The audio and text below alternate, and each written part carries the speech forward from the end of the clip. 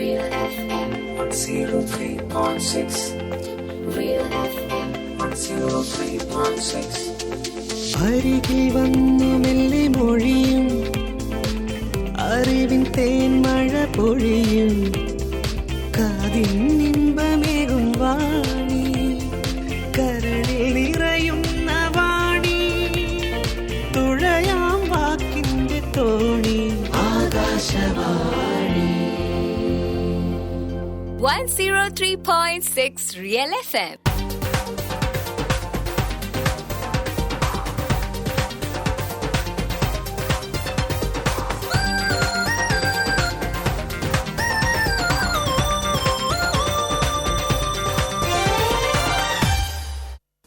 Hello, good morning. എല്ലാവർക്കും real F M ഷോയിലേക്ക് സ്വാഗതം. ഇന്ന് റിയൽ എഫ് എം ഷോയിൽ നിങ്ങളോടൊപ്പം ഉള്ളത് ഞാൻ ലീഷ്മയും ഞാൻ ബിനീഷ് സുരേന്ദ്രനും. റിയൽ എഫ് എം ഷോയുടെ ക്രിയേറ്റീവ് ഡയറക്ടർ ജോൺ കുര്യൻ. പാട്ടുകൾ കോർത്തിണക്കിയത് രജനി. ശരി, ഇന്ന് നമ്മൾ പറയാൻ പോകുന്നത് ആരെ കുറിച്ചാണെന്ന് കേൾക്കുന്ന ആളുകൾക്ക് പെട്ടെന്ന് അങ്ങ് പറഞ്ഞു കൊടുക്കണ്ട, അല്ലേ? നമ്മൾ പറയാൻ പോകുന്ന ആളെ കുറിച്ചുള്ള കുറച്ച് ഹിന്റുകൾ തരാം. ഒരു ക്ലൂ, നല്ലൊരു ഒന്നാന്തരം ക്ലൂവും തരാം. അത് ഈ ദുനിയാവിലുള്ള സകല ആളുകളും പറയും ആരാണെന്ന്. അത്രയ്ക്കാണ് നമ്മൾ ഇനി കൊടുക്കാൻ പോകുന്ന ക്ലൂസ്. മലയാള സിനിമാ ലോകത്ത് 25 കൊല്ലം, അതായത് 1/4 നൂറ്റാണ്ട് തികയ്ക്കുന്ന ഒരു നടനെ കുറിച്ചാണെന്ന് ഞങ്ങൾ പറയുന്നത്.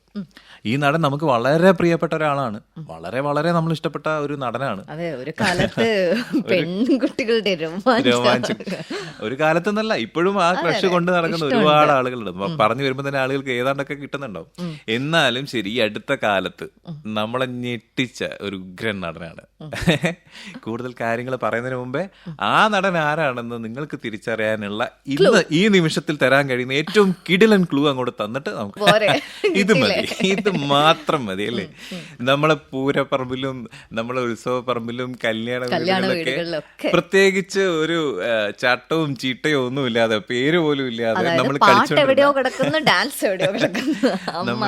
എവിടെയോ നമ്മൾ കളിച്ച് നമ്മൾ ഇഷ്ടപ്പെട്ടു പോയ, നമ്മുടെ ഒരു പ്രത്യേകിച്ച് പേരൊന്നും ഇല്ലാത്ത ഒരു നാടൻ ഡാൻസിനെ ഒരു ജനകീയ ഐറ്റമാക്കി മാറ്റി ലോകം മുഴുവൻ അതിന് പ്രചാരം കൊടുത്ത് അത് ഒരു ഇന്റർനാഷണൽ ആർട്ട് ഫോം ആക്കി മാറ്റിയ അതുല്യനായ നടൻ.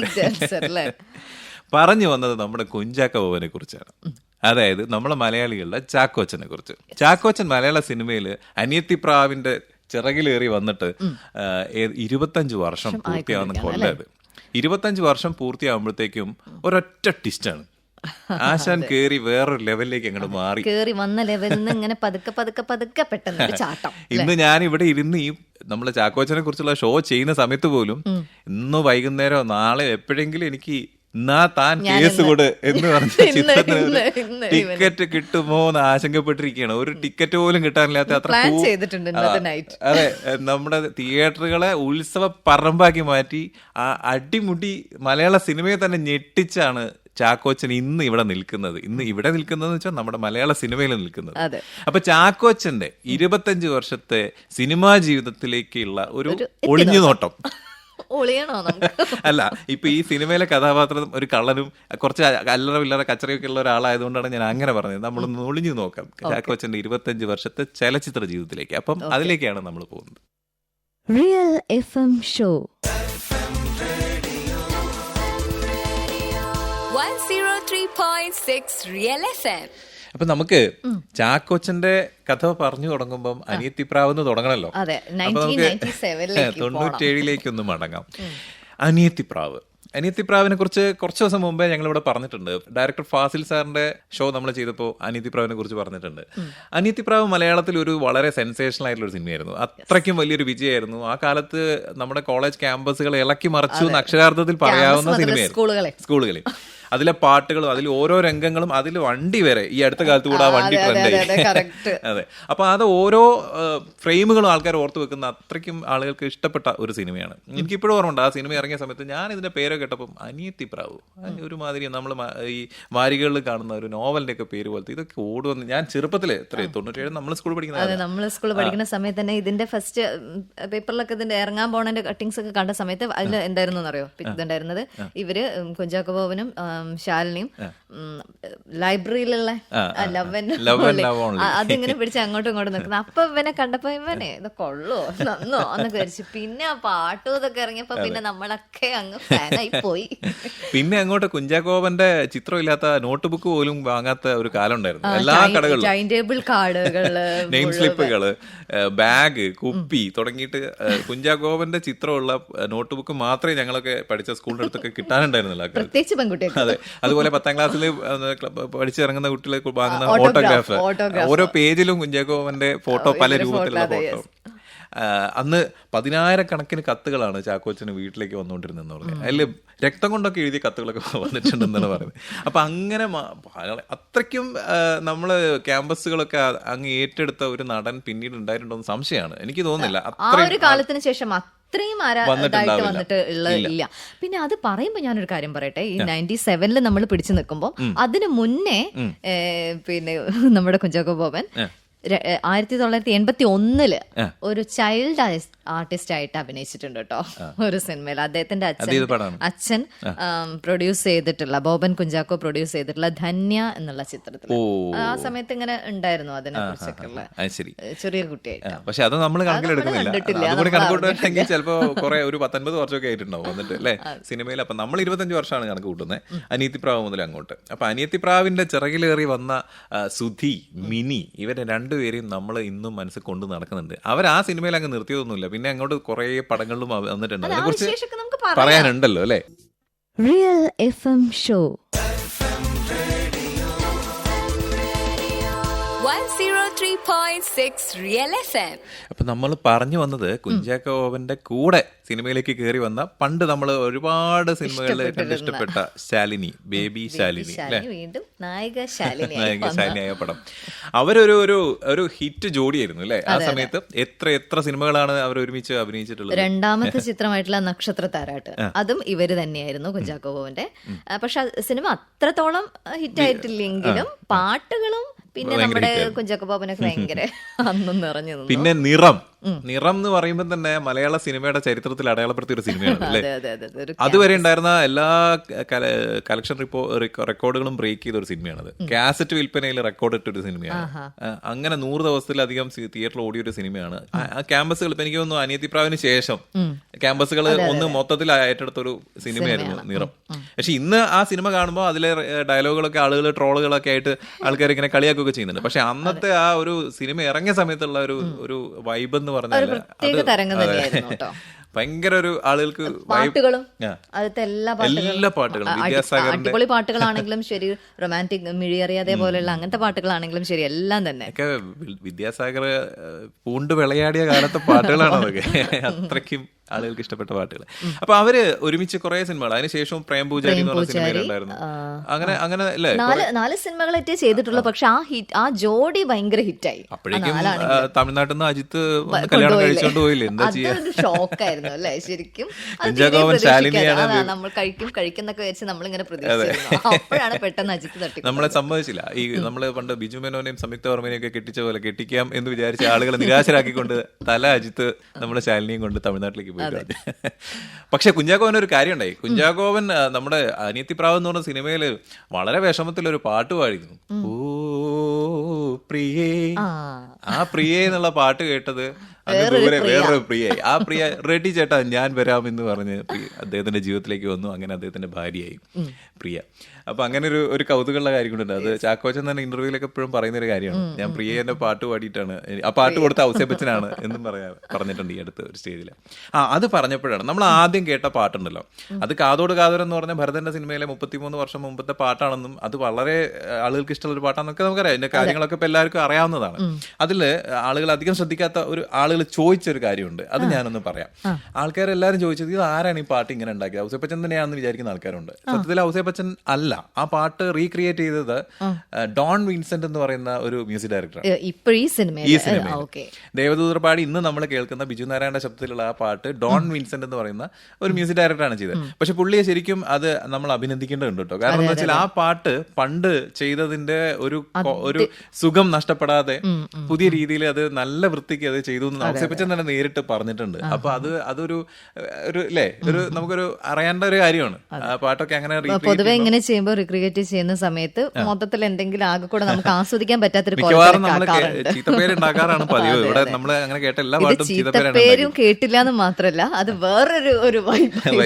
അല്ല, അത് പുള്ളി തന്നെ പറഞ്ഞല്ലോ, അതിന്റെ ക്രിയേറ്റർ തന്നെ പറഞ്ഞല്ലോ, ആ പാട്ട് പുള്ളിക്ക് ഒരു റീബർത്ത് കിട്ടിയ മാതിരി തോന്നുന്നു. കാരണം പുള്ളി ആ സിനിമയിൽ ഒട്ടും ഇൻവോൾവ് അല്ല. ഈ പറയുന്ന നമ്മൾ എന്നാ താൻ കേസ് കൊടുക്കുന്ന സിനിമയിൽ ഒരു തരത്തിലും പുള്ളി അസോസിയേറ്റ് ചെയ്തിട്ടില്ല. പക്ഷെ ആ പാട്ട് കൊണ്ട് ഏറ്റവും കൂടുതൽ വേദികളിലേക്ക് എത്തിയത് ഔസേപ്പച്ചനാണ് 33 വർഷങ്ങൾക്ക് ശേഷം. അതും AR റഹ്മാനും ശിവമണിയും പോലുള്ള അന്നത്തെ ലെജൻസ്, ജോൺ ആന്റണി പോലുള്ള ആളുകളൊക്കെ വർക്ക് ചെയ്തൊരു പാട്ട്. ശരിക്കും ഭാഗ്യല്ലേ, ആ തലമുറ മുഴുവൻ ഏറ്റെടുത്തത് പോരായിട്ട് ഇപ്പത്തെ പുതിയ തലമുറയും കൂടെ ആ പാട്ട് ഏറ്റെടുത്തു എന്ന് പറയുന്നത് ഭാഗ്യം തന്നെ. അതെ, എന്തായാലും കുഞ്ചാക്കോ ബോബന്റെ കരിയറിലെ ഒരിക്കലും എന്താ പറയാ മറക്കാനാവാത്ത വർഷങ്ങളിൽ 2022 അത് തങ്കലിപികളാൽ കുറിച്ചു വെക്കപ്പെട്ടിരിക്കുന്നു.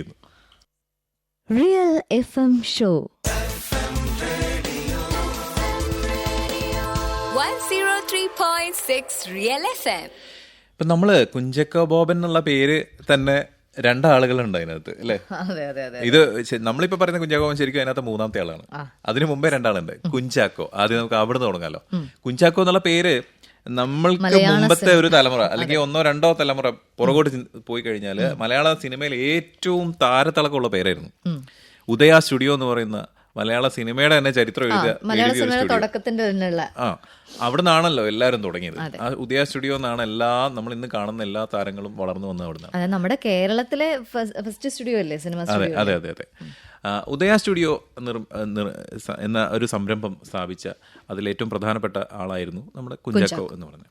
അദ്ദേഹം മാത്രമായിരുന്നില്ല കേട്ടോ, അതിനകത്ത് വേറെ 1-2 പാർട്ട്നേഴ്സും കൂടെ ഉണ്ട്, ഞാൻ അങ്ങനെ കേട്ടിട്ടുണ്ട്. പക്ഷെ അദ്ദേഹത്തിന്റെ പേരിലാണ് അത് അറിയപ്പെടുന്നത്. പിന്നീട് അത് കൊണ്ടു നടന്നത് അദ്ദേഹം തന്നെയാണ്. അപ്പോൾ കുഞ്ചാക്കോ എന്ന് പറയുന്ന ഒരു വലിയ ഒരു സിനിമാ സംവിധായകനും പ്രൊഡ്യൂസറും ഒക്കെ ആയിട്ടുള്ള ഒരാള്. അദ്ദേഹത്തിന്റെ കുടുംബം എന്ന് പറയുമ്പോൾ തന്നെ നമുക്കറിയാം അതൊരു വലിയ വ്യവസായ കുടുംബം പോലെ ഒരു ബിസിനസ്സും ഒക്കെ അറിയാവുന്ന ഒരു ഫാമിലി.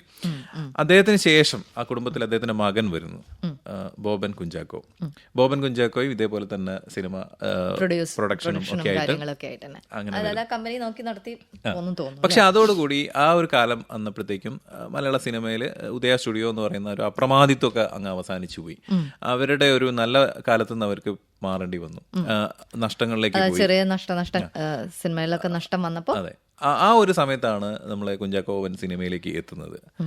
കുഞ്ചാക്കോ ബോബൻ സിനിമയിലെത്തി കുറേ സിനിമകൾ വളരെ നല്ല വിജയങ്ങളായി. മലയാളത്തിലെ ഏറ്റവും തിരക്കുള്ള ഒരു യുവതാരം എന്നുള്ള രീതിയിൽ ഇന്ന് നമ്മൾ കാണുന്ന ഒരു യുവതാരങ്ങളും അന്നില്ല. അന്ന് കുഞ്ചാക്കോ ബോബൻ മാത്രമാണ് സിനിമയിലുള്ളത്. നമുക്കൊരു ക്യാമ്പസ് ഹീറോ എന്ന് പറയാവുന്ന ഒരാള് കുഞ്ചാക്കോ ബോബൻ മാത്രമേ. Campus hero, chocolate hero, romantic hero എല്ലാം കുഞ്ചാക്കോ ബോബനായിരുന്നു. അതെ. അപ്പൊ ആ ഒരു സമയത്ത് പിന്നീട് വന്ന കുറേ സിനിമകൾ, ഒരേപോലുള്ള സിനിമകൾ വന്നിട്ട് അദ്ദേഹത്തിന്റെ സിനിമ ജീവിതത്തിൽ ഒരുപാട് തിരിച്ചടികൾ ഉണ്ടായിരുന്നു. നിരന്തരമായിട്ട് സിനിമകൾ പൊട്ടി. അപ്പോഴേക്കും കുറെ പ്രിയം വിജയമായിരുന്നു, ചന്ദമാമ പക്ഷെ ഫ്ലോപ്പ് ആയിരുന്നു. പക്ഷെ ഇതിനിടയിൽ കുറെ യുവതാരങ്ങളൊക്കെ വന്നു, കുറെ ആളുകൾ വന്നു, സിനിമ വേറെ പല രീതിയിലേക്കൊക്കെ മാറി. അദ്ദേഹത്തിന്റെ സിനിമകൾക്ക് മാറ്റമില്ലാതെ അങ്ങനെ പോയി. അങ്ങനെ ആ സിനിമകൾ വിട്ട് അദ്ദേഹം ബിസിനസ്സിലേക്കും ആ ബിസിനസ്സിലുണ്ടായ നഷ്ടങ്ങൾ നികത്താനൊക്കെ ആയിട്ട് റിയൽ എസ്റ്റേറ്റും അങ്ങനെയുള്ള പരിപാടികളിലേക്കൊക്കെ പോയി. 2005 ശേഷം അതാണ് നമ്മൾ അദ്ദേഹത്തെ കാണാതെ പോയത്, ഒരു ബ്രേക്ക്. പിന്നെ ആ ബ്രേക്കിന് ശേഷം പുള്ളി തിരിച്ചു വരുന്നത് സത്യം പറഞ്ഞാൽ ഷാഫി ഡയറക്ടർ ഡയറക്ട് ചെയ്ത ലോലിപോപ്പ് എന്ന് പറഞ്ഞ സിനിമയിൽ കൂടി 2008. ആ സിനിമയിൽ നമ്മുടെ പൃഥ്വിരാജും ഉണ്ട്, ജയസൂര്യ. അവർ രണ്ടുപേരും സത്യം പറഞ്ഞാൽ ഇദ്ദേഹത്തിന്റെ ഏറ്റവും ജ്വലിച്ചു നിന്ന കാലത്തിന് ശേഷം വന്ന 2 ആളുകളാണ്. പക്ഷെ അപ്പോഴേക്കും അവർക്ക് സിനിമയിൽ ഒരു സ്റ്റാർ വാല്യൂ ഒക്കെ ആയി കഴിഞ്ഞു ഈ സിനിമകളൊക്കെ വരുമ്പോഴത്തേക്കും. ആ സിനിമയിലാണ് വന്നത്. പക്ഷെ പിന്നീട് നമ്മൾ കുറെ സിനിമകൾ ഇങ്ങനെ അദ്ദേഹത്തിന്റെ സിനിമകൾ ചെറുതും വലുതുമായ സിനിമകളൊക്കെ ഇങ്ങനെ വന്നുകൊണ്ടിരുന്നു. കൂടുതൽ സിനിമകളിലും ഇങ്ങനെ മറ്റ് നടന്മാരുടെ കൂടെ ഒരു സ്വന്തമായിട്ട് ഒരു നായകൻ ഒറ്റയ്ക്ക് അഭിനയിക്കുന്ന ഒരു സിനിമകൾ ഇല്ലാതെ പോയ സ്വപ്നക്കൂട് നമ്മൾ കണ്ടു. അതുപോലെ ട്രാഫിക് എന്ന് പറഞ്ഞ സിനിമ കണ്ടു. സ്വപ്നക്കൂട് ശരിക്കും കുറച്ച് മുമ്പ് ഇറങ്ങിയത്. ആദ്യത്തെ അല്ല, അതെ. പക്ഷെ അപ്പോഴേക്കും പുള്ളി ആ ഒരു ട്രാക്കിൽ നിന്ന് മാറി, ഈ സപ്പോർട്ടിങ് ക്യാരക്ടർ എന്നുള്ള രീതിയിലേക്ക് മാറി. പിന്നീട് ഇങ്ങോട്ട് വന്ന സിനിമകളിൽ ട്രാഫിക് എടുത്തു പറയേണ്ട ഒരു സിനിമയായിരുന്നു. അദ്ദേഹത്തിന്റെ കരിയറിൽ തന്നെ ഏറ്റവും വലിയ ഒരു ബ്രേക്ക് കൊടുത്തൊരു സിനിമയാണ് ട്രാഫിക്. പിന്നീട് ഇങ്ങോട്ട് ഈ പറയുന്ന പോലെ പല സിനിമകൾ, മല്ലു സിംഗ്, അങ്ങനെ കുറേ സിനിമകൾ ഇങ്ങനെ വന്നിട്ടുണ്ട്. അതൊക്കെ കുറേ വിജയങ്ങളുമായിരുന്നു. പക്ഷെ എടുത്ത് പറയാവുന്ന ഒരു സിനിമ എന്ന് പറഞ്ഞാൽ നമുക്ക് ഈ അഞ്ചാം പാതിര, ഈ അടുത്ത കാലത്ത് മിഥുൻ മാനുവൽ തോമസ് സംവിധാനം ചെയ്ത അഞ്ചാം പാതിരയിലാണ് ശരിക്കും കുഞ്ചാക്കോവൻ ഞെട്ടിച്ചു എന്ന് ആൾക്കാർ പറഞ്ഞത്. കുഞ്ചാക്കോവന്റെ ഒരു വേറിട്ടൊരു വേഷം. അതിന്റെ ഇടയ്ക്ക് വൈറസ് എന്ന് പറഞ്ഞ സിനിമയിൽ അഭിനയിച്ചിട്ടുണ്ട്. അങ്ങനെ കുറെ പടങ്ങൾ, ടേക്ക് ഓഫിൽ അഭിനയിച്ചിട്ടുണ്ട്. അങ്ങനെ കുറെ സിനിമകൾ, നല്ല നല്ല കഥാപാത്രങ്ങൾ. റോമൻസ്, അങ്ങനെ കുറെ സിനിമകൾ റോമൻസ് നമ്മൾ പറയാനുണ്ട്. അത് ബിജു മേനോൻ എന്ന് പറയുന്ന ആളുടെ കൂടെ കൂടിയതൊക്കെ ഹിറ്റാണ്. അങ്ങനെ ഒരു കഥ ഉണ്ട്. അപ്പൊ ആ ഒരു സമയത്തിന് ശേഷം പിന്നീട് ഇങ്ങോട്ട് അദ്ദേഹം ക്യാരക്ടർ സെലക്ഷനിലൊക്കെ നല്ല രീതിയിൽ ശ്രദ്ധിക്കാൻ തുടങ്ങി. നല്ല നല്ല കഥാപാത്രങ്ങളായിട്ട് ഇപ്പൊ ഇതാ ഈ പുതിയ സിനിമയിൽ വരെ എത്തി നിൽക്കും. ഇനി അങ്ങോട്ട് ഇതിനേക്കാൾ നല്ല സിനിമകൾ വരുമെന്നാണ് അദ്ദേഹം പറയുന്നത്. അങ്ങനെയാണ് അദ്ദേഹത്തിന് സെലക്ട് ചെയ്യുന്നത്. അങ്ങനെയുള്ള സിനിമകളെ അഭിനയിക്കുള്ളൂ എന്നൊക്കെ പറയുന്നുണ്ട്. അപ്പൊ എന്തായാലും അദ്ദേഹത്തിന്റെ കരിയറിൽ നമ്മൾ ഈ പറയുന്ന സിനിമകൾക്കിടയിൽ വളരെ നല്ല ഒരു സിനിമ സംഭവിച്ചിരുന്നു. അത് സംവിധാനം ചെയ്ത ലോഹിതദാസ് ആയിരുന്നു, കസ്തൂരിമാൻ എന്ന് പറഞ്ഞ സിനിമ. തുടക്കത്തിൽ എന്ന് പറഞ്ഞാൽ ആ ഒരു ഫേസിന്റെ ഏറ്റവും അവസാനത്തേക്ക് വന്ന ഒരു സിനിമയാണ്. പക്ഷെ അതില് അദ്ദേഹത്തിന്റെ ക്യാരക്ടർ വളരെ അധികം ആളുകൾ ശ്രദ്ധിച്ചിരുന്നു. പക്ഷെ അതിനൊരു തുടർച്ച ഉണ്ടായില്ല എന്നുള്ളതാണ് പിന്നീട് അത്തരം സിനിമകൾ വരാതെ പോയതിന്റെ ഒരു കാരണം. പിന്നെ എനിക്ക് തോന്നുന്നത് ആ ഒരു തുടക്ക സമയത്തിലെ ഒരേ ടൈപ്പ് സിനിമകളിൽ വേഷങ്ങളിൽ നിന്നും വേറൊരു വ്യത്യസ്തമായിരുന്നു. ഒരു നാടൻ വേഷമായിരുന്നു ജയകാന്തൻ മകൻ, നരേന്ദ്രൻ മകൻ ജയകാന്തൻ മകൻ എന്നുള്ള ആ cinema. Real FM show 103.6 Real FM. ഈ കുഞ്ചാക്കോ ബോബന്റെ ഒരു കരിയർ പരിശോധിച്ച് കഴിഞ്ഞാൽ മനസ്സിലാവുന്ന ഒരു പ്രധാനപ്പെട്ട ഒരു സവിശേഷത എന്താണെന്നറിയോ? ഇപ്പൊ നമ്മള് മറ്റ് നടന്മാരൊക്കെ നോക്കിക്കഴിഞ്ഞാൽ ഇപ്പം യുവ നടന്മാർ, ഇപ്പം ദുൽഖർ സൽമാൻ ഉണ്ട്, ടൊവിനോ ഉണ്ട്, നിവിൻ പോളി ഉണ്ട്, അതിന് മുമ്പ് ഉള്ള നമ്മുടെ പൃഥ്വിരാജ്, ജയസൂര്യ, ഇന്ദ്രജിത്ത് തുടങ്ങിയ ആളുകളൊക്കെ ഉണ്ട്. ഇവരെല്ലാരും നല്ല പോലീസ് വേഷങ്ങള്, ആക്ഷൻ ഹീറോ വേഷങ്ങള്, അങ്ങനത്തെ കുറച്ചൊരു എന്താ പറയാ റഫ് ആയിട്ടുള്ള ക്യാരക്ടേഴ്സ്, ഇതൊക്കെ ചെയ്തിട്ടുണ്ട്. കുഞ്ചാക്കോ ബോബന്റെ കരിയർ നമ്മൾ എടുത്തു നോക്കിക്കഴിഞ്ഞാൽ ഇതൊന്നും കുഞ്ചാക്കോവൻ അധികം ചെയ്തിട്ടില്ല. എല്ലാം ഒരു ഫീൽ ഗുഡ് അല്ലേ, ആ ഒരു ടൈപ്പ് ക്യാരക്ടറാണ്. നമ്മൾ നോക്കിക്കഴിഞ്ഞാൽ ഒരു നല്ല ഒരു ജെന്റിൽമാൻ എന്ന് പറയാവുന്ന രീതിയിലുള്ള കഥാപാത്രങ്ങൾ. അതിന് കൂടുതൽ മേക്കപ്പ് ഒന്നും പുള്ളിക്ക് ആവശ്യമില്ല. പുള്ളിയുടെ സമൃദ്ധമായിട്ട് അന്ന്, ഇപ്പം മുടി കുറച്ച് കുറവാണ്, പക്ഷെ അന്ന് നല്ല സമൃദ്ധമായിട്ടുള്ള മുടിയൊക്കെ ഉണ്ടായിരുന്നു. ആ മുടിയൊക്കെ ഇട്ടിട്ട് ഒരു നല്ല ടീഷർട്ടോ ഒരു ജീൻസൊക്കെ ഇട്ടിട്ട് പുറത്തേക്ക് ഇറങ്ങി വന്നാൽ അത് മതി. വേറെ മേക്കപ്പിൻ്റെ ഒന്നും ആവശ്യമില്ല. ആള് കാണാൻ തന്നെ വളരെ ഫെയർ ആയതുകൊണ്ട് പ്രത്യേകിച്ച് ഒന്നും ചെയ്യേണ്ട കാര്യമില്ല. പക്ഷെ ഇപ്പൊ പുതിയ സിനിമയ്ക്ക് വേണ്ടി ശരിക്കും കഷ്ടപ്പെട്ടു. മുടി കാര്യമായിട്ട് വലിയ ബുദ്ധിമുട്ട് വന്നിട്ടില്ല എന്ന് പുള്ളി തന്നെ പറയുന്നുണ്ട്. പക്ഷെ ബാക്കിയെല്ലാം ഒന്ന് മാറ്റേണ്ടി വന്നു. മൊത്തത്തിൽ ഒന്ന് കറുപ്പിച്ചു അല്ലേ, വേഷമൊക്കെ ഒന്ന് അതുവരെ നമ്മൾ കണ്ട തിളക്കമുള്ള കുഞ്ചാക്കോ എന്ന് മാറിയിട്ട് കുറച്ച് ഒന്ന് മങ്ങിയ ഒരു വേഷം കണ്ടു. പിന്നെ അതിനിടയ്ക്ക് പുള്ളി ഇങ്ങനത്തെ സിനിമകൾ നമ്മൾ കൂടുതൽ ഇത്തരം പരീക്ഷണങ്ങൾ ചെയ്യാത്തതുകൊണ്ടായിരിക്കാം ഒരു പക്ഷേ ആളുകൾക്ക് ഒരേ രൂപത്തിൽ ഇങ്ങനെ കാണുമ്പോൾ ആളുകൾക്ക് ഉണ്ടാകുന്ന ഒരു ബുദ്ധിമുട്ടുണ്ടല്ലോ. അതുകൊണ്ടായിരിക്കും ചിലപ്പോൾ പിന്നീട് അത്തരം സിനിമകൾക്ക് ആളുകൾ അധികം എന്താ പറയുക ഒരു താല്പര്യം കാണിക്കാതിരുന്നത് എന്ന് പുള്ളിക്ക് തന്നെ തോന്നിയിട്ടുണ്ട്. അതുകൊണ്ട് ഇപ്പോൾ വന്ന സിനിമകൾ, ഈ അടുത്ത കാലത്ത് വന്ന സിനിമകളിലൊക്കെ എന്തെങ്കിലുമൊക്കെ അപ്പിയറൻസിലെങ്കിലും കുറെ മാറ്റങ്ങൾ കൊണ്ടുവരാൻ പുള്ളി ശ്രമിച്ചിട്ടുണ്ട്. പിന്നെ ഒന്ന് രണ്ട് നെഗറ്റീവ് റോൾസും ഏതൊക്കെയോ ചെയ്തിട്ടുണ്ട്. ഏതാ അറിയോ, സ്പാനിഷ് മസാല, അതിലൊക്കെ ഒരു നെഗറ്റീവ് റോളായിട്ടും വന്നിട്ടുണ്ട്. പക്ഷെ കുറവാണ് കമ്പാരിറ്റീവ്ലി മറ്റ് യുവതാരങ്ങൾ എടുത്ത റിസ്ക് ഒന്നും പുള്ളി സിനിമയിൽ അധികം എടുത്തിട്ടില്ല ഇതുവരെ. ഇനി അങ്ങോട്ട് പക്ഷെ എടുക്കാനുള്ള എല്ലാ സാധ്യതയും തേടി വരാഞ്ഞിട്ടാണോ എന്നുള്ളത്, എടുക്കാഞ്ഞിട്ടാവാനുള്ള സാധ്യത ഉണ്ടെന്ന് എനിക്ക് തോന്നുന്നു. കാരണം പുള്ളി ഒരുപാട് സെലക്റ്റീവ് ആയത് ഇപ്പോഴാണ്. ആദ്യമൊന്നും വലിയ സെലക്റ്റീവ് അല്ലായിരുന്നു. പിന്നെ അമാനുഷികത തീരെയില്ലാത്ത കഥാപാത്രം. ഒരു സിനിമയിൽ നമ്മള് പുള്ളി മീശ വിരിച്ചതൊന്നും കണ്ടിട്ടില്ല നമ്മൾ ഇതുവരെ. അപ്പൊ അങ്ങനത്തെ നമ്മൾ മറ്റ് നടന്മാരിൽ അദ്ദേഹത്തെ വ്യത്യസ്തനാക്കുന്ന കുറെ കാര്യങ്ങൾ ഇതൊക്കെയാണ്. അപ്പൊ എന്തായാലും അദ്ദേഹത്തിന്റെ കരിയറിൽ ഇനി അങ്ങോട്ടുള്ള ഒരു കാലത്ത് ഇതൊന്നും ആയിരിക്കില്ല, നമ്മൾ കണ്ടതൊന്നും ആയിരിക്കില്ല ഇനി കാണാന്നുള്ള കാര്യം ഉറപ്പാണ്. പ്രതീക്ഷിച്ച് ഇരിക്കേണ്ടി വരും അല്ലേ, ഇനി എന്തായിരിക്കും, ഇനി അടുത്ത റോൾ എന്തായിരിക്കും. പക്ഷെ പിന്നെ ഇത് ഈ പറഞ്ഞതുപോലെ ഒന്നും അല്ല എങ്കിലും ഒരു നാടൻ പോലെ ഒരു ഓട്ടോ ഡ്രൈവർ വേഷം ഉണ്ടായിരുന്നു. വാസൂട്ടൻ പിന്നെ വന്നിട്ടുണ്ട് സിനിമകൾ, അങ്ങനെ ഇടയ്ക്ക് ഓരോ സിനിമകളൊക്കെ വന്നിട്ടുണ്ട്. ഓർഡിനറിയിൽ നമ്മൾ കണ്ടക്ടറായിട്ട് വന്നിട്ടുണ്ട്. അല്ല ഇപ്പൊ ഒക്കെ സാധാരണക്കാരനായി, പക്ഷെ പണ്ട് കാലത്ത് അങ്ങനെ ആയിരുന്നില്ല, സാധാരണക്കാരനല്ലായിരുന്നു അല്ലേ. പക്ഷെ വേറെ കാര്യം കേട്ടോ, എന്താണെങ്കിലും പുള്ളി സിനിമയില് അഭിനയിച്ച പാട്ട് രംഗങ്ങളും പാട്ടുകളും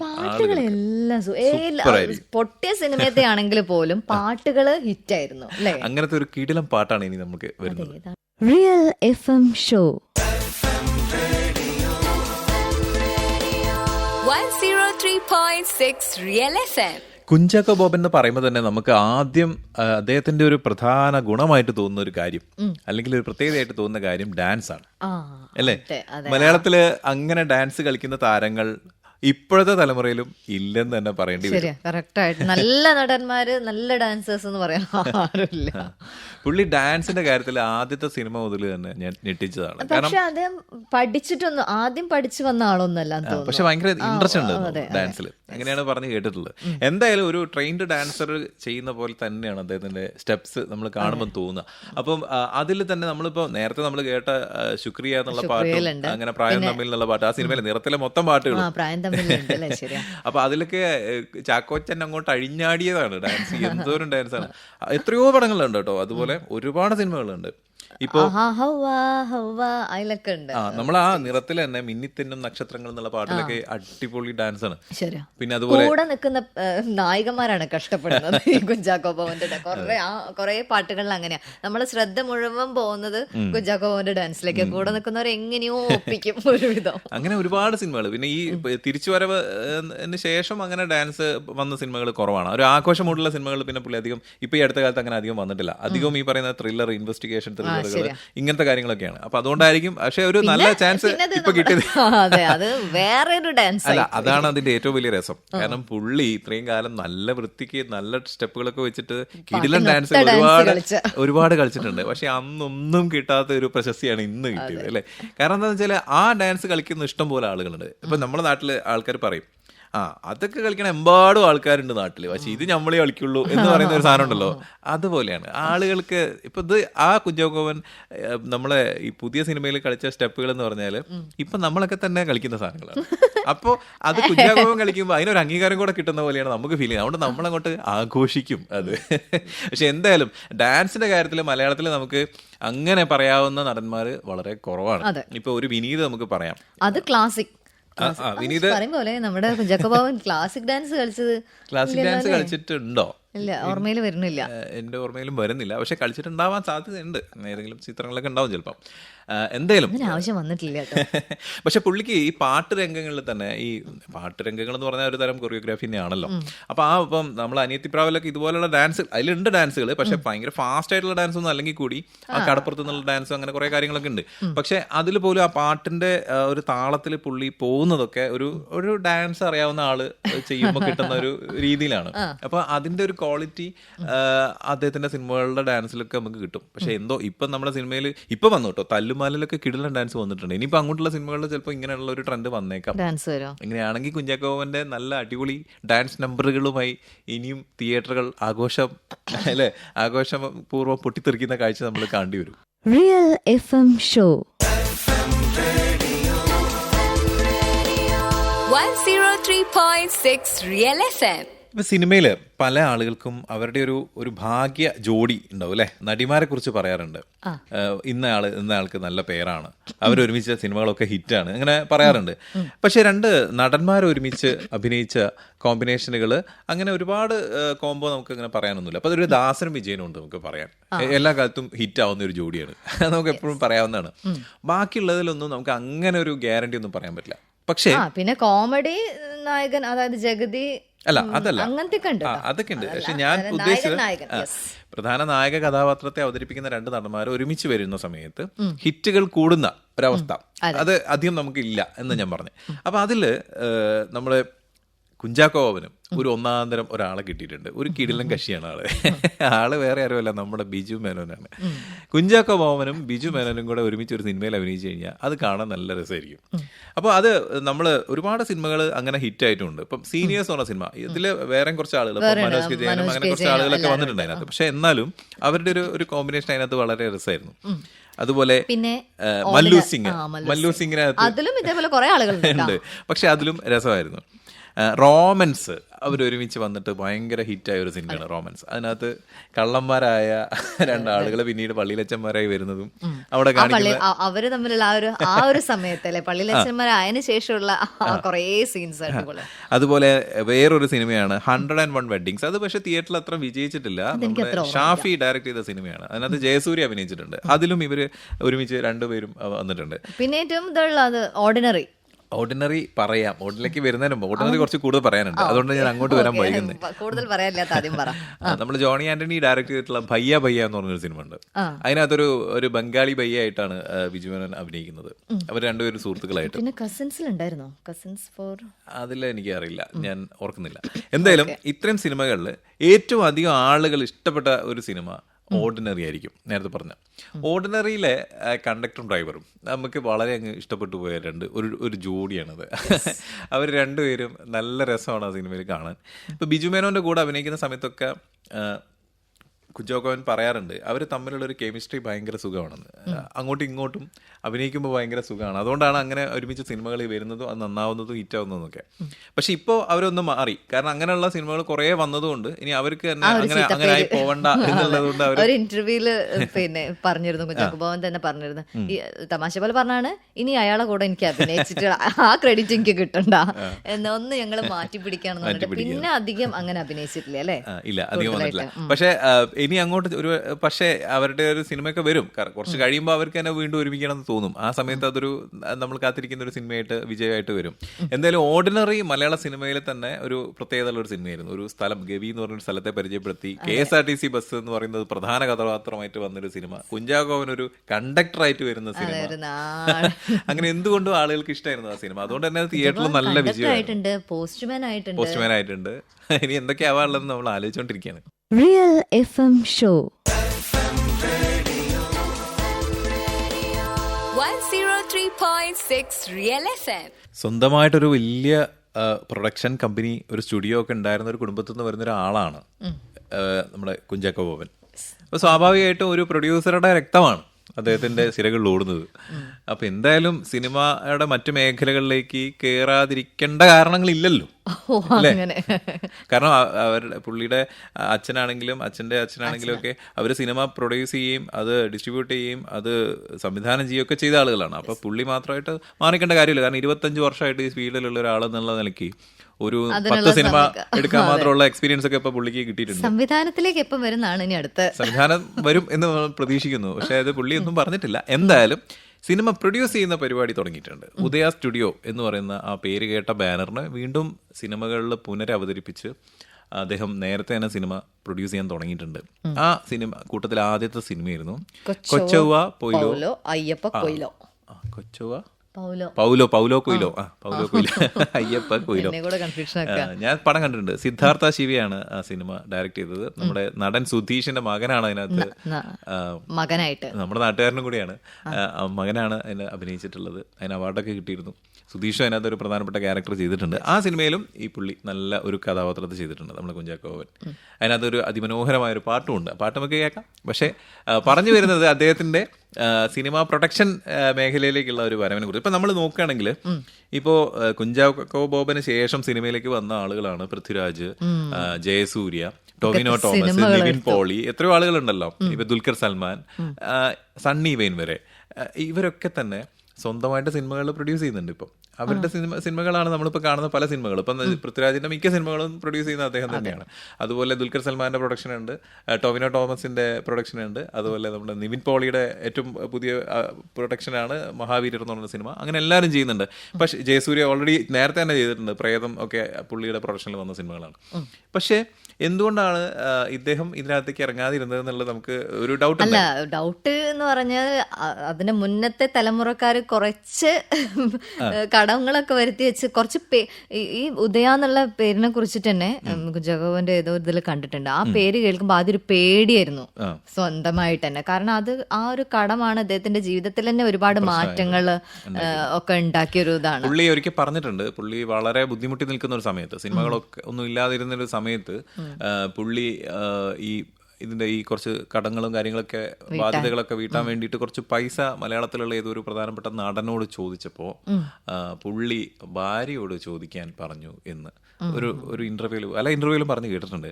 അത് പുള്ളിക്ക് ഭയങ്കര വിഷമമായി. പക്ഷെ പുള്ളി പറയുന്നത് അങ്ങനെ ഒരാളോടും തിരിച്ച് അങ്ങോട്ട് ഒരിക്കലും പുള്ളി ചെയ്യില്ല. പക്ഷെ അത് പുള്ളി പ്രതികാരം ചെയ്യുക എങ്ങനെയാന്ന് വെച്ചാൽ ഒരു അയാൾക്ക് അങ്ങോട്ട് ഒരു എന്തെങ്കിലും ഒരു സാമ്പത്തിക സഹായം വേണ്ട സമയത്ത് ചോദിക്കാതെ തന്നെ അത് അവിടെ കൊണ്ട് കൊടുത്തിട്ടാണ് ഞാനത് ചെയ്യുക എന്നൊക്കെ പറഞ്ഞിട്ടുണ്ട്. അപ്പോൾ ഒരു ഫേസ് പുള്ളി അനുഭവിച്ചിട്ടുണ്ട് ശരിക്കും പറഞ്ഞാൽ. കാരണം പുള്ളി ആ കുടുംബത്തിലെ ഏക ഒരു ആൺതരിയാണ്. അപ്പോൾ അതുകൊണ്ട് തന്നെ ആ ബാധ്യതകൾ വീട്ടാൻ പുള്ളി മാത്രമേ ഉള്ളൂ. അതിന്റെ ഒരു ടെൻഷനും കാര്യങ്ങളൊക്കെ ഉള്ള ഒരു സമയത്താണ് റിയൽ എസ്റ്റേറ്റും പരിപാടിയൊക്കെ ആയിട്ട് പുള്ളി ആ മേഖലയിലേക്ക് പോയി. അവിടെയും എങ്ങും എത്തിയില്ല. അവിടെ പക്ഷെ നഷ്ടം വന്നിട്ടുണ്ടോ സംശയമാണ് എനിക്ക്. പക്ഷെ അങ്ങനെ കാര്യമായിട്ടൊന്നും ആയിട്ടില്ല എന്നുള്ളതാ പറയണത്. റിയൽ എസ്റ്റേറ്റിലേക്ക് പോയി അത് എന്നിട്ട് ഒരു വീട് വെക്കണം എന്നൊക്കെ അന്ന് ആഗ്രഹിച്ചിരുന്നു. പക്ഷെ അതൊന്നും നടന്നില്ലായിരുന്നു. അതുപോലെ തന്നെ പുള്ളിയുടെ ജീവിതത്തിലെ ഏറ്റവും വലിയൊരു നമ്മളുടെ കൂടെ ഒരു വിഷമായിരുന്നു പുള്ളിക്ക് ഒരു കുഞ്ഞില്ലാതെ ഇരുന്ന ഒരു കാലം. നമ്മൾ ഓരോരുത്തരും വീട്ടമ്മമാരുടെയും പ്രധാനപ്പെട്ട 2 ദുഃഖങ്ങളുണ്ടായിരുന്നു മലയാളിക്ക്. അതിൽ ഒന്ന് നമ്മുടെ ചിത്ര ചേച്ചിക്ക് ഒരു കുഞ്ഞ് ഉണ്ടാവാതെ പോയല്ലോ എന്നുള്ള വിഷമായിരുന്നു. അത് ഒരു കുഞ്ഞുണ്ടായപ്പോൾ ആളുകൾ വളരെയധികം അതിൽ സന്തോഷിച്ചു. പക്ഷെ അത് നിർഭാഗ്യവശാൽ അത് അധികകാലം നീണ്ടുന്നില്ല. അതുപോലെ വേറൊരു വിഷമായിരുന്നു നമ്മുടെ കുഞ്ചാക്കോ ബോബന്റെ ഒരു കുഞ്ഞിക്കാല് കാണാൻ കഴിഞ്ഞില്ലല്ലോ എന്നുള്ള വിഷമം. അത് കുഞ്ചാക്കോ ബോബന് മാത്രമല്ല, അത് നാട്ടുകാരുടെ മൊത്തം വിഷമായിരുന്നു. ഒരു കുഞ്ഞുണ്ടായ സമയത്ത് ഇസഹാക്ക് എന്നാണ് അവന്റെ പേര്. അവനെ നമ്മളിപ്പോൾ കാണുന്നുണ്ട്, നമ്മൾ ഒരുപാട് വീഡിയോസിലൊക്കെ അവനെ കാണുന്നുണ്ട്. വളരെ കുറുമ്പനായിട്ട് അടിപൊളിയായിട്ട് വളരുന്നുണ്ട്. നാളത്തെ ഒരു സൂപ്പർ താരമാവും, ഉറപ്പായിട്ടും ആവും. അപ്പോൾ അതിൽ വലിയൊരു സന്തോഷം നമ്മൾക്കും ഉണ്ട്. അത് ആ കുഞ്ചാക്കോ ബോബൻ എന്ന് പറയുന്ന നടനെ, ആ കുടുംബത്തെ സ്നേഹിക്കുന്ന, സിനിമയെ സ്നേഹിക്കുന്ന എല്ലാ ആളുകൾക്കും ആ ഒരു സന്തോഷമുണ്ട്. അതേപോലെ തന്നെ ആ പേരിലും ഉണ്ട് കൗതുകം. അതായത് കുഞ്ചാക്കോ ബോബന്റെ മുത്തശ്ശൻ വെറും കുഞ്ചാക്കോ, അവരുടെ മകൻ ബോബൻ കുഞ്ചാക്കോ, പിന്നെ നമ്മുടെ കുഞ്ചാക്കോ ബോബൻ. ഇപ്പൊ ഇവര് അതിന് മാറ്റം വരുത്തിയില്ല, ഒരു ഇസഹാക്ക് കൂട്ടി ഇസഹാക്ക് കുഞ്ചാക്കോ. അങ്ങനെ Real FM Show 103.6 Real FM. ഈ 2022 അനിയത്തി പ്രാവിന് 25 വർഷം പൂർത്തിയായ സമയത്ത് നമ്മുടെ കുഞ്ചാക്കോ ബോബൻ ഇൻസ്റ്റഗ്രാമില് ഒരു കുറിപ്പ് ഇട്ടിട്ടുണ്ടായിരുന്നു. പിന്നെ ഈ സിനിമയ്ക്ക് അനിയത്തിപ്രാവ് സിനിമയിലെ ഓരോ ആളുകൾക്കും നന്ദി അറിയിച്ചുകൊണ്ടിട്ടുള്ള ഒരു കുറിപ്പ്. അപ്പൊ അതില് പിന്നെ എന്തായാലും നമ്മുടെ ഫാസിൽ അദ്ദേഹം പറയുന്നത് പാച്ചിക്ക എന്നാണ്. ലൈഫെ മാറ്റിമറിച്ച ആളാണ് പാച്ചിക്ക ആ സിനിമയിലൂടെ. കാരണം എന്താ വെച്ചാല് കേട്ടിട്ടുണ്ട് കുഞ്ചാക്കോ ബോബൻ അതിനു മുന്നേ ഒന്നും സിനിമയിൽ അഭിനയിക്കണം എന്നുള്ള ഒരു താല്പര്യം ഇല്ലാത്ത ഒരാളായിരുന്നു. പിന്നെ അപ്രതീക്ഷിതമായിട്ട് ഫാസില്, ഞാൻ നേരത്തെ പറഞ്ഞില്ലേ ഒരു ചൈൽഡ് ആർട്ടിസ്റ്റ് ആയിട്ടും അഭിനയിച്ചു എന്നുള്ള, അതും ഫാസിലിന്റെ സിനിമ തന്നെയായിരുന്നേ.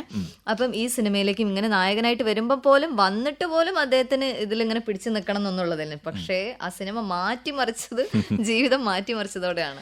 ഇത് പറഞ്ഞപ്പോഴാണ് ഒരു ചെറിയ കാര്യം ഇതിന്റെ കൂടെ ചേർക്കാൻ. ഈ ഫാസിലിന്റെ കാര്യം പറഞ്ഞല്ലോ, ഈ ഫാസിലിന്റെ മറ്റൊരു സിനിമയില്, പപ്പയുടെ സ്വന്തം അപ്പൂസ് എന്ന് പറഞ്ഞ സിനിമയില് ഒരു ഷോട്ടില് ഫഹദ് ഫാസിൽ ഒരു കുട്ടിയായിട്ടിരിക്കുന്ന സമയത്തുള്ള ഒരു ഷോട്ട് ഈ കഴിഞ്ഞ ദിവസം ആരോ കണ്ടുപിടിച്ചിട്ട് അത് വൈറലാക്കിയിട്ടുണ്ട്. ഫഹദ് ഫാസിലിന്റെ ആദ്യത്തെ സിനിമ പപ്പയുടെ സ്വന്തം അപ്പൂസാണ്, കയ്യത്തും ദൂരത്തല്ലാന്ന് പറഞ്ഞിട്ട്.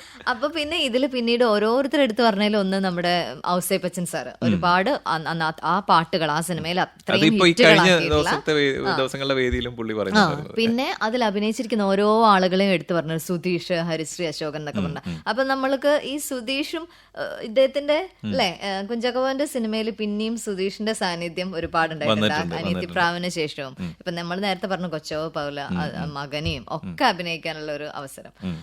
സുധീഷിന്റെ കേസിൽ നമ്മൾ കൂട്ടത്തിലൊരു കാര്യം പറയാം. സുധീഷ് നമ്മൾ ഇത്രയും കാലം ഇതേപോലെ തന്നെ കുഞ്ചാക്കോന്റെ മരത്തിന് ഒരു നിത്യഹരിത ഒരു ഫീൽ ഇങ്ങനെ പോയിക്കൊണ്ടിരുന്നതായിരുന്നു. പക്ഷേ കഴിഞ്ഞ സ്റ്റേറ്റ് അവാർഡ് കിട്ടി, മികച്ച സഹനടനുള്ള സ്റ്റേറ്റ് അവാർഡ് വാങ്ങിച്ചു. ഒരുപാട് വ്യത്യസ്തങ്ങളായിട്ടുള്ള വേഷങ്ങളാണ് ഇപ്പൊ ചെയ്തുകൊണ്ടിരിക്കുന്നത്. ആള് മാറി, ആള് ആ പഴയ ട്രാക്കിൽ നിന്ന് മാറി കഴിഞ്ഞു. അപ്പം അവരാ ഒരു തലമുറ തന്നെ മൊത്തം മാറിക്കൊണ്ടിരിക്കുകയാണ്. അവരൊക്കെ മൊത്തം ഒരു ഏത് തരം വേഷങ്ങളിലേക്കും ഞങ്ങൾക്ക് ഇതാക്കാൻ പറ്റും എന്നുള്ളത് ഇങ്ങനെ. അല്ല, എനിക്ക് തോന്നുന്നു ഇനി അങ്ങോട്ടുള്ള സിനിമ എന്ന് പറഞ്ഞാൽ നമ്മൾ ഈ പറയുന്ന ഏതെങ്കിലും ഒരു രൂപത്തിൽ മാത്രം ആളുകൾക്ക് സ്വീകരിക്കില്ല, ഒന്നോ രണ്ടോ അങ്ങനെ സ്വീകരിക്കായിരിക്കും, പിന്നീട് അവരത് വ്യത്യസ്തത തേടുക എന്നുള്ളത് തന്നെയുള്ള വഴി. അതിന് ഒരു കാര്യം പറയാം. നമ്മളിപ്പോ ആൻഡ്രോയിഡ് കുഞ്ഞപ്പൻ എന്ന് പറഞ്ഞ സിനിമയിൽ സുരാജ് വെഞ്ഞാറമൂടിന് സ്റ്റേറ്റ് അവാർഡ് കിട്ടി. സിനിമ എല്ലാവർക്കും ഇഷ്ടപ്പെട്ട ഒരു സിനിമയാണ്. അതിന്റെ സംവിധായകൻ തന്നെയാണ് രതീഷ് പൊതുവാൾ എന്ന് പറയുന്ന സംവിധായകൻ തന്നെയാണ് ഈ പുതിയ സിനിമയും ഡയറക്ട് ചെയ്തത്. അപ്പൊ കുഞ്ചാക്കോ ബോബൻ പറഞ്ഞൊരു കാര്യമുണ്ട്. സത്യത്തിൽ ആ സിനിമയുടെ കഥ ആദ്യം പറഞ്ഞത് കുഞ്ചാക്കോ ബോബനായിരുന്നു. പക്ഷെ പുള്ളിക്ക് എന്താ താല്പര്യമില്ലാതെ പുള്ളി ഒഴിവാക്കി. പറഞ്ഞ കഥ പറഞ്ഞ രീതി ഇഷ്ടപ്പെട്ടിട്ടില്ല, അതുകൊണ്ട് അത് അങ്ങനെ എന്തോ ഒരു സിനിമയാണെന്നാ വിചാരിച്ചത്. പക്ഷെ സിനിമ വന്നപ്പോഴാണ് ഇത്രയും നല്ലൊരു സിനിമയായിരുന്നു. സ്റ്റേറ്റ് അവാർഡാണ് സുരാജിന് കിട്ടിയത്. അപ്പൊ അതോടെ പുള്ളിക്ക് പിന്നെ തിരിച്ച് അങ്ങോട്ട് പോയി കാല് പിടിച്ച് കൊണ്ടുവന്നിട്ടാണ് ഈ സിനിമ ഡയറക്ട് ചെയ്യിപ്പിച്ചതെന്ന് പറഞ്ഞിട്ട്. Real FM Show 103.6 Real FM. ഇപ്പൊ നമ്മൾ കേട്ട പാട്ടിന് ഒരു പ്രത്യേകത ഉണ്ട്. നമ്മളെ ജോൺസൺ മാഷിന്റെ പാട്ടാണ്. കഴിഞ്ഞ ദിവസം ജോൺസൺ മാഷയുടെ ഓർമ്മ ദിവസമായിരുന്നു. അപ്പോൾ എല്ലാവരും അദ്ദേഹത്തിന്റെ പാട്ടുകളൊക്കെ ഇങ്ങനെ സോഷ്യൽ മീഡിയയിൽ ഷെയർ ചെയ്യുകയും അതിനെക്കുറിച്ച് സംസാരിക്കുകയൊക്കെ ചെയ്ത ദിവസമാണ്. ഞാൻ പറഞ്ഞത് അതുമായിട്ട് ബന്ധപ്പെട്ടതല്ല. ഈ പാട്ടിന്റെ ആ സിനിമയുടെ പ്രത്യേകത, നരേന്ദ്രൻ മകൻ ജയകാന്തൻ ബഗ അസിന ആദ്യമായിട്ട് അഭിനയിച്ച സിനിമ, സത്യനന്ദിക്കാടിന്റെ സിനിമ, കുഞ്ചാക്കോവൻ ആദ്യമായിട്ട് സത്യനന്ദിക്കാടിന്റെ കൂടെ അഭിനയിച്ച സിനിമ, സംയുക്തയും കുഞ്ചാക്കോവനും ആദ്യമായിട്ട് പേരായിട്ട് അഭിനയിച്ച സിനിമ. അങ്ങനെ കുറെ പ്രത്യേകതകളുണ്ട്. അതിനകത്ത് മറ്റൊരു പ്രത്യേകതയുണ്ട്. എന്തെന്നറിയോ, കുഞ്ചാക്കോ ബോബൻ ആദ്യമായിട്ട് മുണ്ടെടുത്ത് അഭിനയിച്ച സിനിമ. ആ ശരിയാ, ഒരു നാടൻ വേഷം ചെയ്ത് ആ സിനിമയിൽ മുഴുവൻ മുണ്ടാണ് എടുക്കുന്നത്, കംപ്ലീറ്റ് മുണ്ട് തന്നെയാണ്. അതെനിക്ക് തോന്നുന്നു ആ സിനിമയിൽ അങ്ങനെ തന്നെ ഒരു നാടൻ ലുക്ക് കിട്ടാൻ വേണ്ടി തന്നെ ചെയ്യിപ്പിച്ചതാണെന്ന് തോന്നുന്നു, മുണ്ടെടുത്തിട്ട്. അപ്പൊ അതുവരെ നമ്മൾ കണ്ടതൊക്കെ തന്നെ പിന്നെ പാന്റ് ഇട്ടും ജീൻസ് ഇട്ടിട്ടും ഒക്കെയാണ് കണ്ടത്. അപ്പൊ അതുകൊണ്ട് തന്നെ കുഞ്ചാക്കോ ബോബൻ ആദ്യമായിട്ട് പാന്റ് ഇട്ട് അഭിനയിച്ച സിനിമ ഏതാണെന്ന് PSCക്ക് നാളെ ചോദ്യം ചോദിച്ചാൽ എല്ലാവരും സോറി പാന്റ് ഇട്ട് ചോദിച്ചു കഴിഞ്ഞാൽ അനിത്യപ്രാവ് എഴുതണം. അതങ്ങനെ ഞാൻ ഉദ്ദേശിച്ചു, കവി ഉദ്ദേശിച്ച അങ്ങനെയായിരുന്നു. അതെന്തെങ്കിലും ആവട്ടെ. അപ്പം മുണ്ടെടുത്ത് അഭിനയിച്ച സിനിമ ചോദിച്ചു കഴിഞ്ഞാൽ ഉത്തരം കർപ്പിക്കണം. ഏതാണ്? നരേന്ദ്രൻ മകൻ ജയകാന്തൻ മകൻ. അങ്ങനെ വരില്ല എന്ന് വിചാരിക്കുക അല്ലേ, നമ്മളെ പരീക്ഷയ്ക്കൊന്നും വരില്ല എന്ന് വിചാരിക്കുക. എന്തായാലും അദ്ദേഹത്തിന്റെ സിനിമാ ജീവിതത്തിൽ അതുപോലെ വേറൊരു വേഷം പിന്നീട് വന്നത് ലാൽ ജോസ് ആണ് കൊടുത്തത്. അത് നമ്മുടെ എൽസമ്മ എന്ന ആൺകുട്ടിയിലെ പാലുണ്ണി എന്ന് പറഞ്ഞ ക്യാരക്ടറാണ്. വളരെ ഇൻട്രസ്റ്റിംഗ് ആയിട്ടുള്ള ഒരു ക്യാരക്ടറായിരുന്നു. ലുക്കിൽ മൊത്തത്തിലൊരു മാറ്റം വരുത്തി. പേരിൽ തന്നെ ഒരു വെറൈറ്റി ഉണ്ടല്ലോ അല്ലേ. അതിലൊട്ടും ധൈര്യമില്ലാത്ത, എന്നാൽ എൽസമ്മയോടുള്ള പ്രേമം എങ്ങനെയെങ്കിലും അറിയിക്കണം എന്ന് ഇങ്ങനെ ആഗ്രഹിച്ച് നടക്കുന്ന, എൽസമ്മയുടെ പിന്നാലെ നടക്കുന്ന ഇന്ദ്രിയത്തിന്റെ ക്യാരക്ടറെ എങ്ങനെയെങ്കിലുമൊക്കെ ബുദ്ധിമുട്ടിക്കണം എന്ന് വിചാരിക്കുന്ന ഒരു പാവം കഥാപാത്രം. അതാണ് എൽസമ്മയിലെ പാലുണ്ണി. അത് വളരെ രസകരമായിട്ട് അഭിനയിച്ചിട്ടുണ്ട്. ശരിക്കും അദ്ദേഹത്തിന്റെ തിരിച്ചുവരവിൽ നല്ലൊരു കഥാപാത്രമായിരുന്നു. അതൊരു ശരിക്കും ഒരു നല്ല ഹിറ്റായ സിനിമയാണത്. ആനാഗസ്റ്റിന്റെ ആദ്യത്തെ സിനിമയായിരുന്നു ലാൽ ജോസിന്റെ. അപ്പൊ ലാൽ ജോസ് തന്നെ വീണ്ടും ഒരു അവസരം കൂടി കൊടുത്തു. അതാണ് നമ്മുടെ പുള്ളിപ്പുലിയും ആട്ടിൻകുട്ടികളും. അത് വേറൊരു അപ്പിയറൻസ്, അതിൽ വേറൊരു ഒരു ആടിന്റെ ആട്ടിൻകുട്ടി എന്നുള്ള പേര് തന്നെ വന്നത് ആ ഒരു താടി ആടിന്റെ രോമം പോലെ ആക്കി വെച്ചതുകൊണ്ടാണ്. അതാണ് അങ്ങനെ വരുന്നത്. അതിന്റെ പോസ്റ്ററിൽ തന്നെ ഉണ്ട്. അത് പോസ്റ്റർ ശ്രദ്ധിച്ചാൽ മതി, അതിനകത്ത് കാണിക്കുന്നുണ്ട്. അപ്പോൾ ആ സിനിമയിലും ഒരു വ്യത്യസ്തമായിട്ടുള്ള ഒരു കഥാപാത്രമായിരുന്നു. ഈ കുട്ടനാട്ടിലൊക്കെ ഉള്ള ഈ ഹൗസ് ബോട്ടിൽ ആളുകളെ എത്തിക്കുന്ന ഒരാള്, ഹൗസ് ബോട്ടിൽ ചെറിയ വരുമാനം വെച്ചിട്ട് അഡ്ജസ്റ്റ് ചെയ്യാൻ ബുദ്ധിമുട്ടുന്ന, പ്രയാസപ്പെട്ട് നടക്കുന്ന ഒരു ആള്. അപ്പം ലാൽ ജോസ് നല്ല 2 വേഷങ്ങൾ ശരിക്കും പുള്ളിക്ക് കൊടുത്തു. അതുപോലെ തന്നെ ക്ലാസ്മേറ്റ്സ് എന്ന് പറഞ്ഞ സിനിമയിൽ ഞാൻ കേട്ടത്, ക്ലാസ്മേറ്റ്സ് എന്ന് പറഞ്ഞ സിനിമയിൽ ലാൽ ജോസിന്റെ ഷോ ചെയ്തപ്പോൾ നമ്മൾ പറഞ്ഞിരുന്നു, അതിനകത്ത് നരേൻ ചെയ്ത കഥാപാത്രത്തിന് ആദ്യം കുഞ്ചാക്കോ ബോബനെ ഉദ്ദേശിച്ചിരുന്നു. ഇപ്പൊ ചിന്തിക്കാനേ വയ്യ.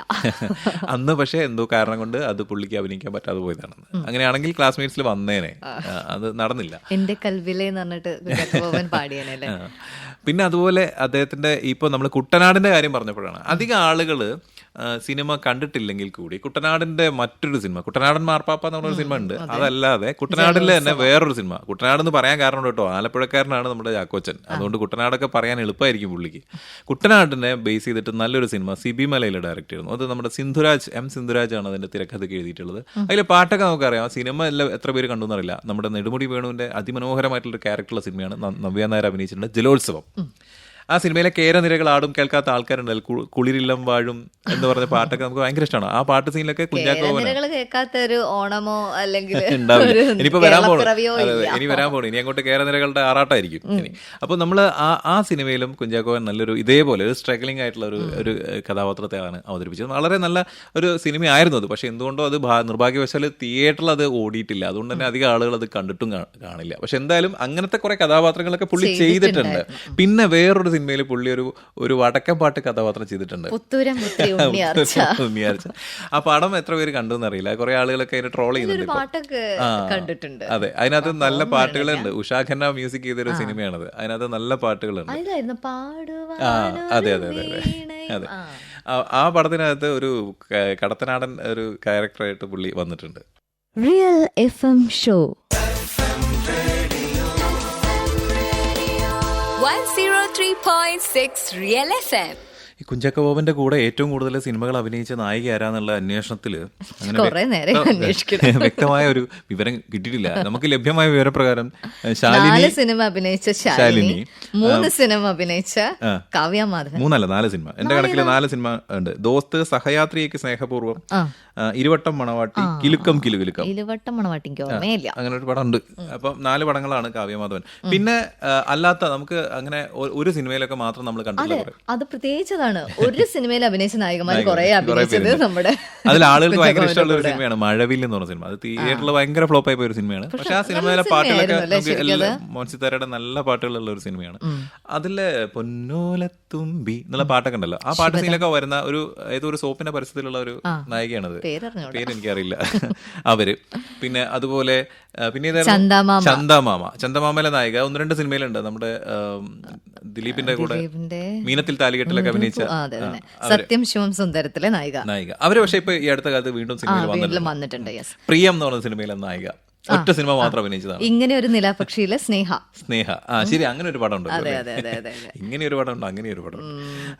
അങ്ങനെ ഒറ്റ നവ്യ നായർ കല്യാണരാമല്ല, പക്ഷെ നായകനല്ലല്ലോ. അല്ല. കല്യാണരാമനെ കുറിച്ച് വേറൊരു കാര്യം പറയണം. കല്യാണരാമനില് ഒരു ക്യാമിയോ അപ്പിയറൻസ് ആണ് ശരിക്കും കുഞ്ചാക്കോ ബോബന്റേത്. ഒരു ഗസ്റ്റ് അപ്പിയറൻസ് എന്ന് പറയാവുന്ന സംഗതിയാണ്. പക്ഷെ അതിനകത്തൊരു റോൾ ഉണ്ട് പുള്ളിക്ക്.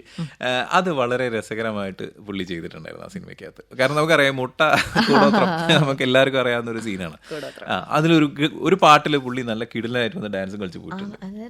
തിങ്കളെ പൂന്തിങ്കളെ എന്നുള്ള പാട്ടില് അതിലുണ്ട്. പിന്നെ വേറെ ലാസ്റ്റ് കൈത്തൊടി താളം കൊട്ട് എന്നുള്ള ആ പാട്ടില് അങ്ങനെ 2 പാട്ടുണ്ട്. ആ 2 പാട്ടിലും അടിപൊളി ഡാൻസ് ചെയ്ത് തകർത്തു പോയിട്ടുണ്ട്.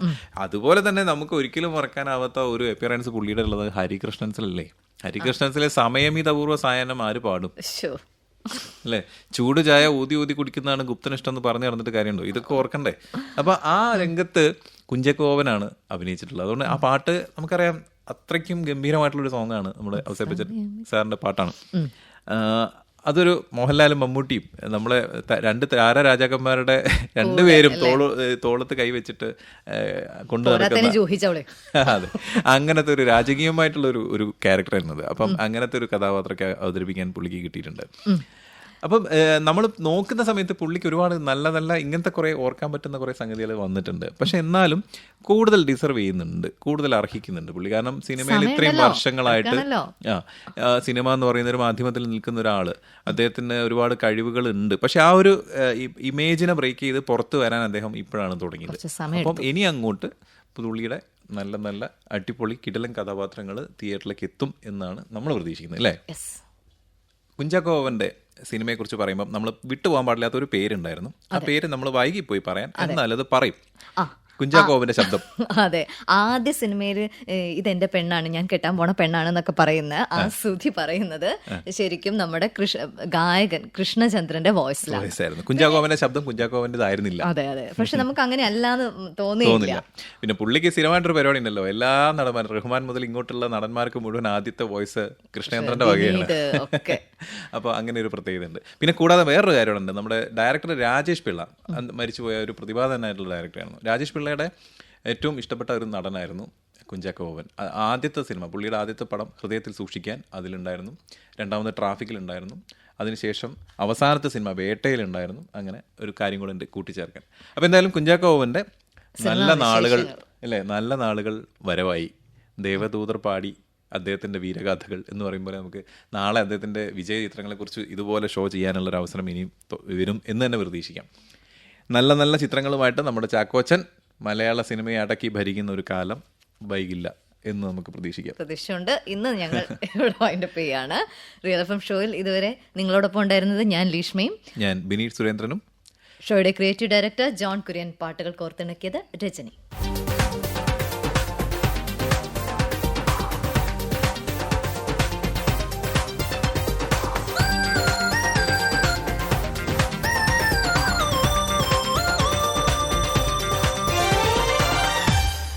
Real FM Show